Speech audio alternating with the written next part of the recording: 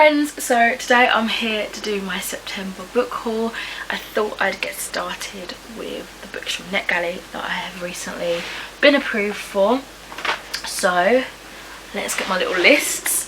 So the first one here I have is Medusa, the Girl Behind the Myth by Jessie Burton, and I've been meaning to read a Jessie Burton book for so long. I had one on NetGalley that I didn't get to in time before I had my Kindle and stuff, so it expired. And I have, I think, the Muse. I'm gonna say it's the Muse that I own a physical copy of and I keep meaning to get to, but you know how it is with reading. So this one is illustrated by Olivia Lomanek-Gill, and it sounds really cool. It's a feminist retelling of the Greek myth. The book that I wanted to read was The Miniaturist, or it might be Muse that I've got and The Miniaturist. Anyway, regardless, I've been wanting to read some of her work for a while. So this one, as I say, is a retelling of Medusa, the Greek myth. So, exiled to a far-flung island by the whims of the gods, Medusa has little company except the snakes that adorn her head instead of hair. But when a charmed, beautiful boy called Perseus arrives on the island, her lonely existence is disrupted with the force of a supernova, unleashing desire, love and betrayal. This sounds amazing. It's got full-colour illustrations, and yeah, I'm very excited to get to it. I've been picking up a lot of Greek myth retellings over the last couple of months, so this is another one to add to my repertoire. I also got approved for, oh, I didn't see this one here, I forgot about this one. Let me quickly write it down. It was a read now for the first 100 members, and this is a middle grade book called Ghost Cloud by Michael Mann, and this one sounded like a lot of fun as well. So, kidnapped and forced to shovel coal underneath a half-bombed, blackened power station, 12-year-old Luke's life is miserable. Then he discovers he can see things that others can't, ghostly things, specifically a ghost girl named Alma. Alma, who can ride clouds through the night sky and bend their shape to her will, befriends Luke. And with Alma's help, Luke discovers he is in fact a rare being, half human and half something else. Then Luke learns the terrible truth of why children are being kidnapped and forced to work in a power station, and he becomes even more desperate to escape. Can Luke find out who he really is and find his freedom? Oh, this sounds amazing. It says it is set deep underneath a richly reimagined London, so I really hope I love that one.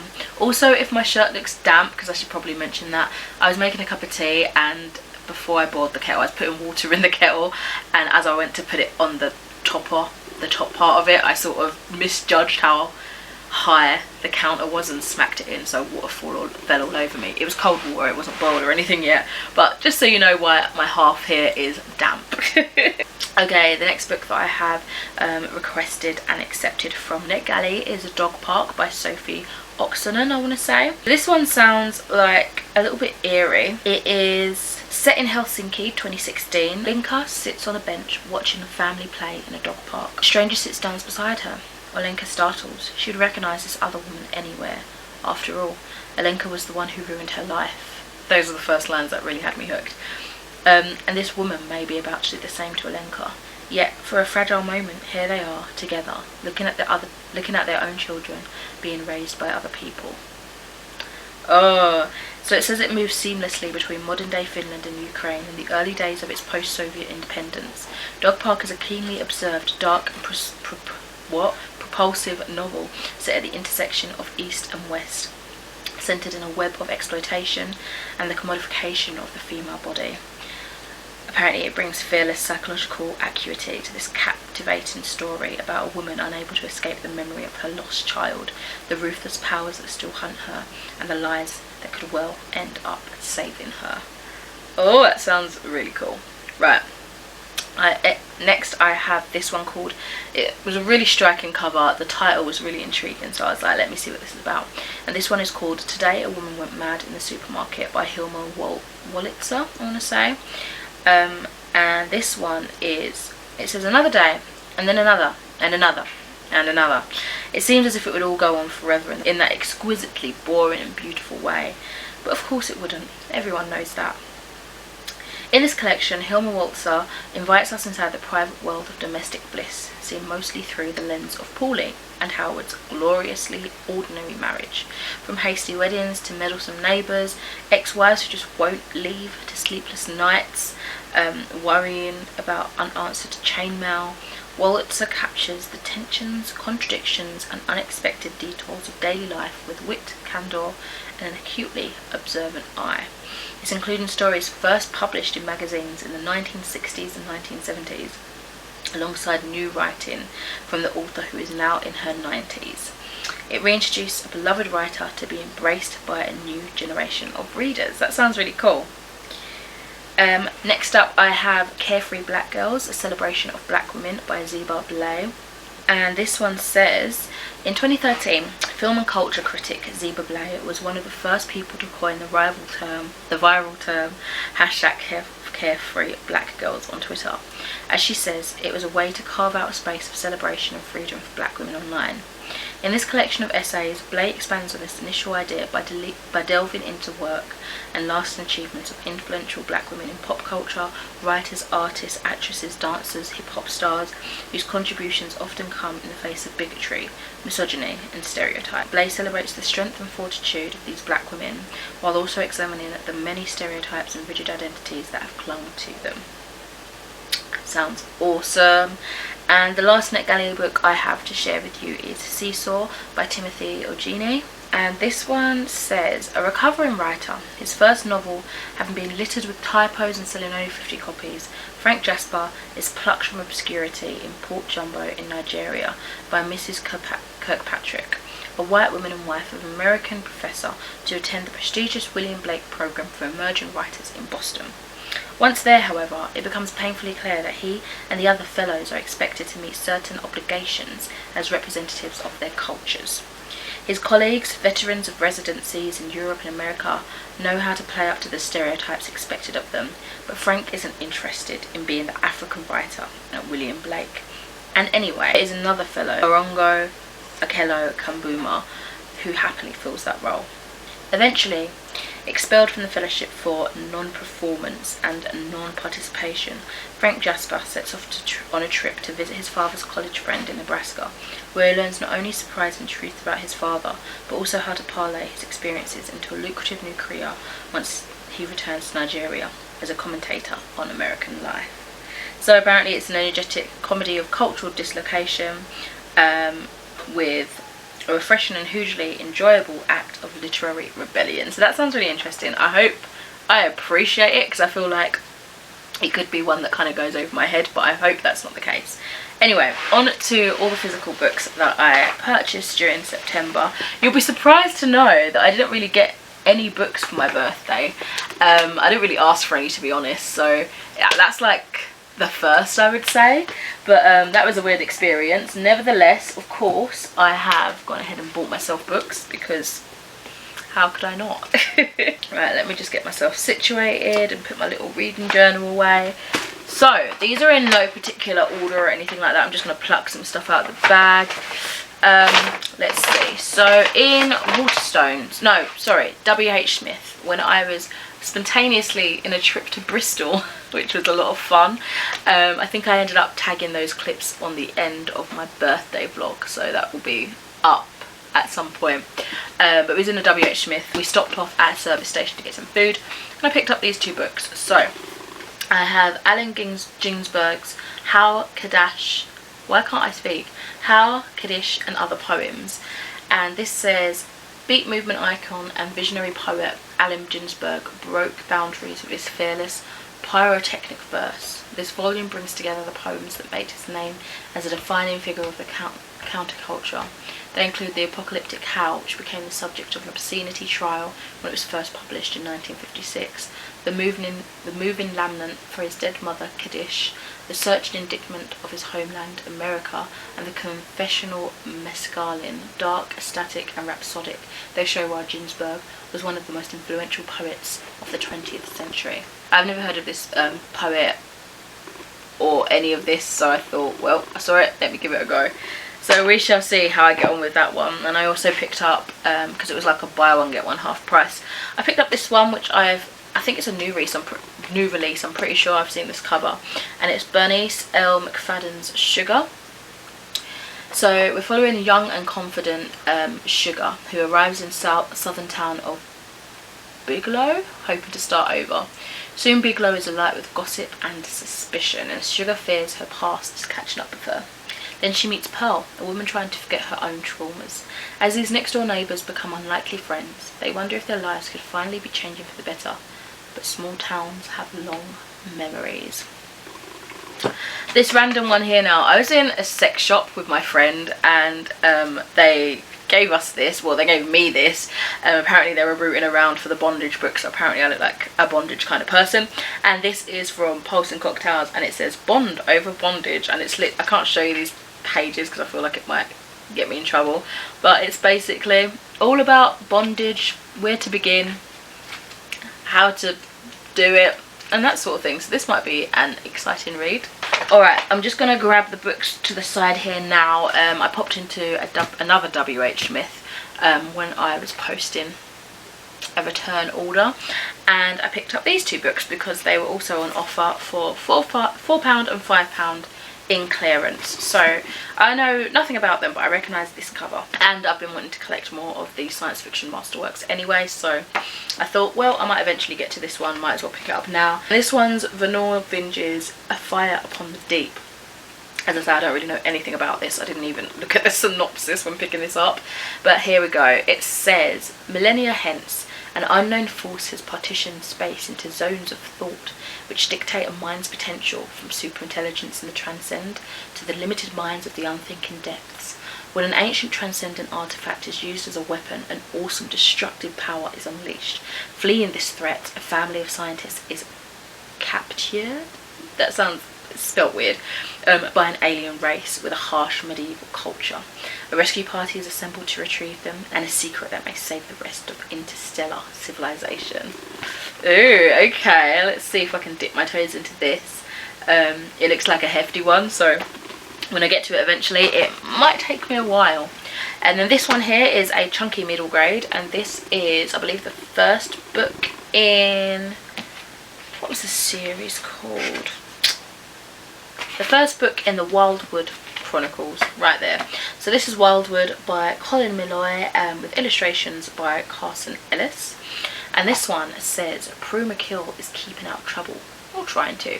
Then her baby brother is abducted by crows and hauled off to the woods beyond the city.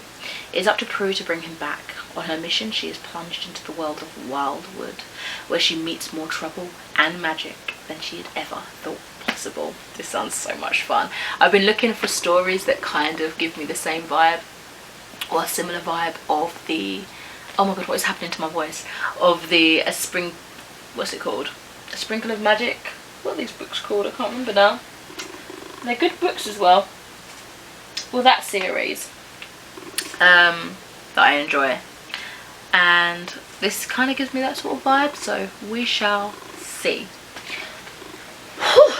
Right, let's crack on. What's here? Oh, I picked up this book in Waterstones, and I got another free bookmark. So I got the bucket list bookmark, and it's basically got brilliant books to read before you die, and it's a nice metallic bookmark. I've never had one of these before, so I thought, well, let me give it a try. It looks quite fancy, and I think I've read maybe a few of these, like 1, 2, probably literally 2, 3. I've read a few. Maybe I can make my way through them. I recently put up the this poster I've had for ages called the 100 Essential Books that, you know, scratch it out and if you've read it. So I want to make my way through that as well. I told a lie. I did receive a book for my birthday. I received 2 actually, I forgot about. So I got this one from my manager at work, which is so sweet. We're both into like crystals and like that sort of thing. So she got me this book. This is Crystals for Beginners, The Guide to Get Started with the Healing Power of Crystals by Frazier. And she also got me like 5 crystals as well, which is really sweet. So yeah, this is just one of those lovely books with the illustrations and the breakdown of what is used for what and kind of what sort of healing they can provide. I know some of you guys might not be interested in that, but I like to read about these sort of things, so yeah, makes me feel happy. And then my cousin Ebony got me this book, which was, well, this is technically from the family, but this is Troy by Stephen Fry. And I don't think I've read any of his books. I don't think I've read Mythos or Heroes or own them either, so I've been wanting to, don't get me wrong, but I've just not got around to it. So yeah, I love Stephen Fry. I've heard that the audio versions of these books are awesome because he narrates them as well. But yeah, this is just continuing on with these Greek mythologies, continuing on with Troy. Right, so I think all these other books are possibly when I was in Kew Gardens for my birthday. So I will show you. These ones, some of them I bought in like the little shop, like the little village before you go into Kew Gardens, and then some of them I got at Kew Gardens. One of them being Diane Cook's The New Wilderness.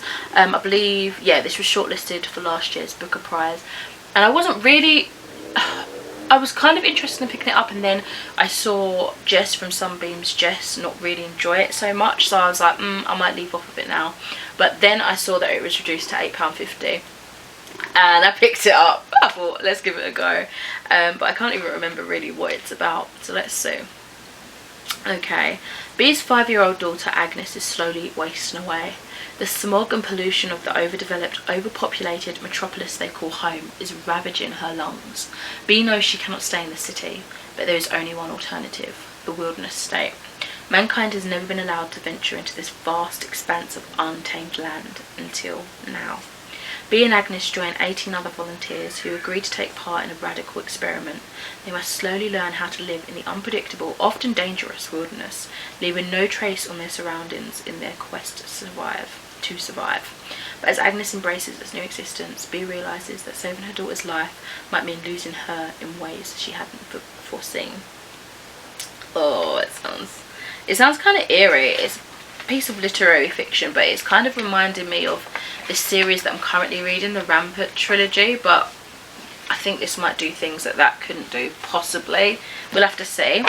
In the actual little village, I picked up this book. I didn't know it existed. I love Billie Eilish so much, and I picked up by Billie Eilish, and it looks like it's just like a photo autobiography. It's just got illustrations. It's almost like a memory book by the looks of things, with pictures and, you know, her growing up, and also her releases of tracks and albums and stuff. So be nice. It's like a little coffee table book just to flick through, but I'd love to like look through these, and I just would love to see her live one day.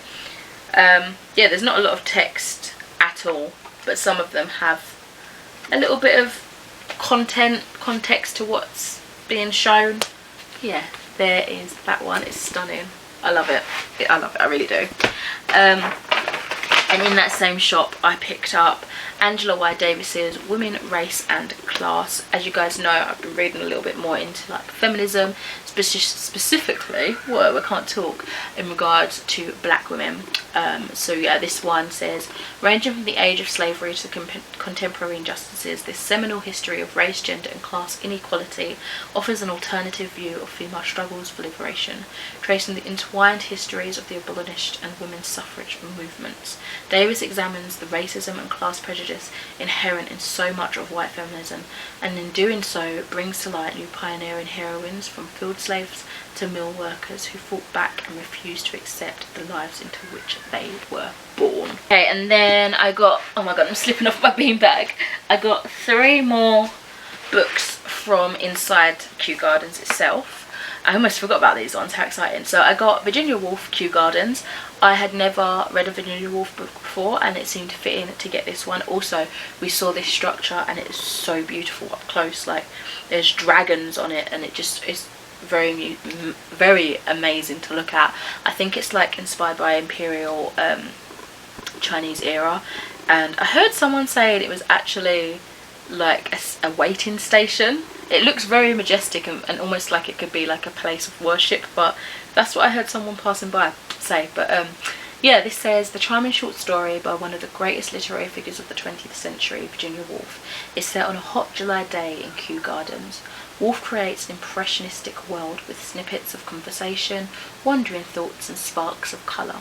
The gentle narrative drifts between different characters as they stroll through the world-famous botanic gardens.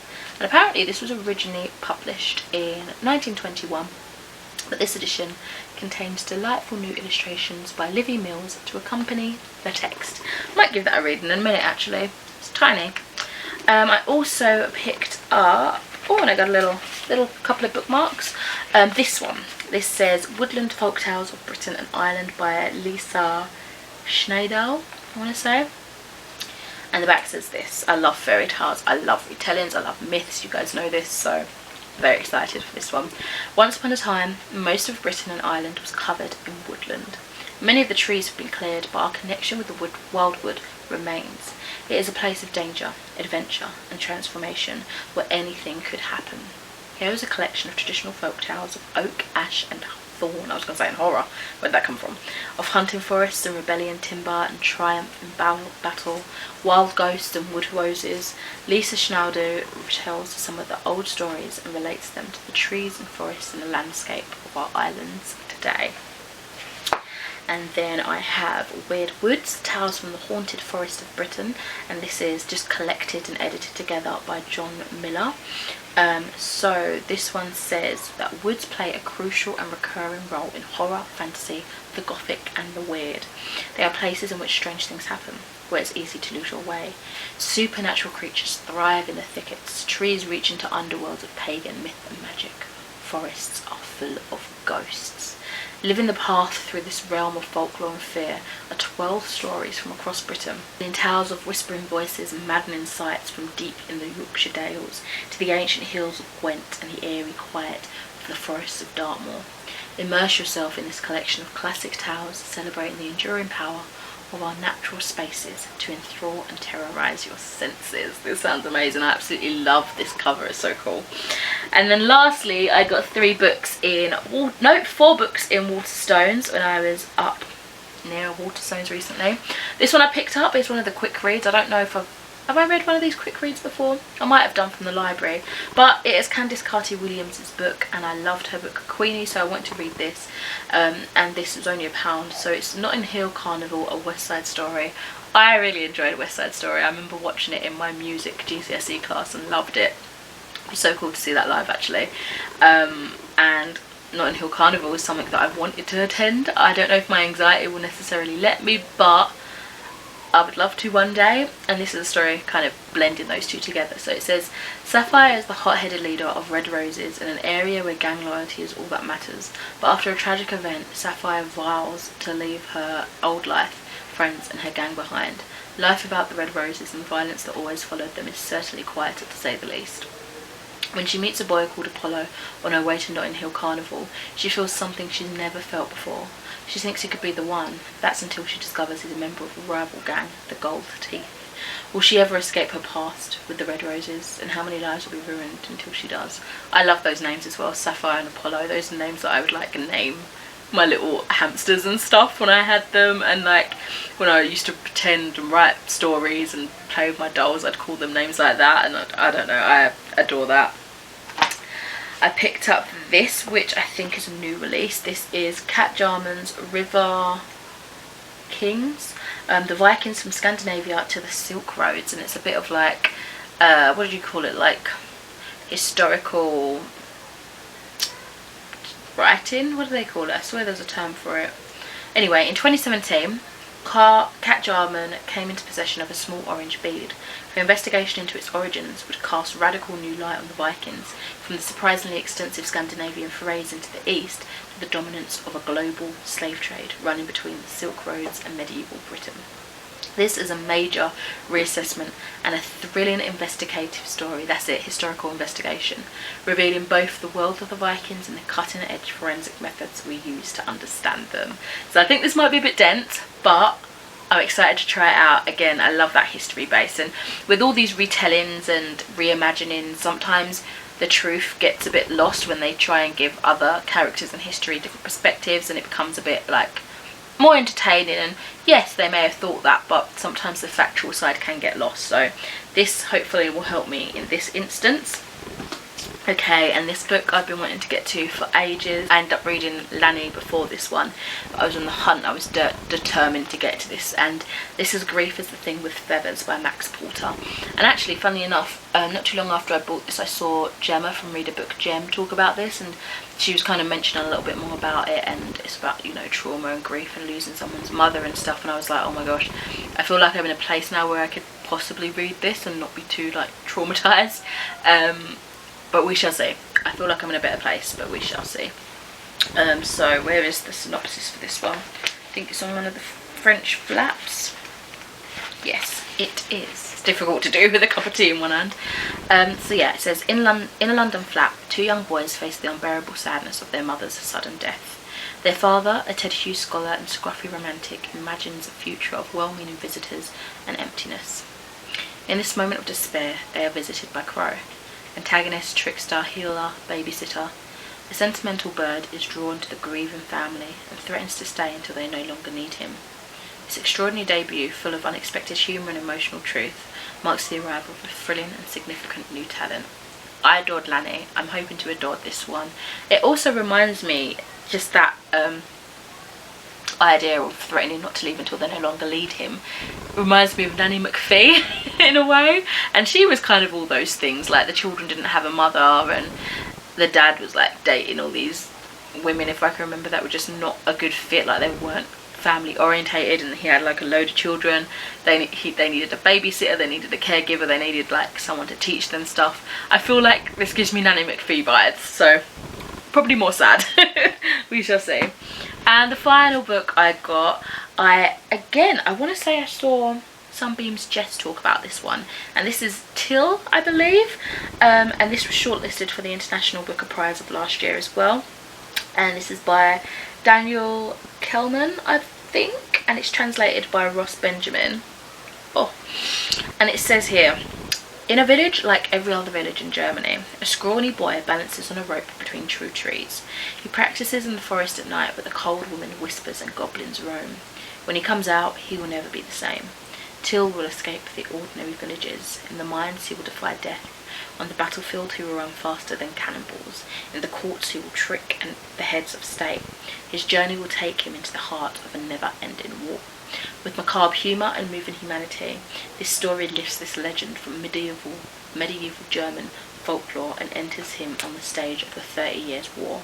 Till is a cork in water and laughter in the dark, a hero for all time. Sounds cool that they're taking this character and putting him in a different historical event. I'm intrigued to see how this turns out. This is such a cool cover as well. It's very eerie and uncomfortable and gives me that Rom style of art and storytelling. You know, he did what's that book? He did Krampus, and the one about Peter Pan. Is it just called Peter Pan? Is it called? It's called The Child Thief. And I really do keep meaning to get a hold of those. I do want to read those. But yes, that is it for this haul. It turned out a bit longer than I expected to. But nevertheless, I hope you enjoyed it. Let me know what you have been picking up to read of late, and any books you'd recommend me to get to read, you know, looking at the sort of things that I'm into, and even perhaps what I should prioritise from this haul. And yeah, that's me done. I'll see you in another video soon. Bye.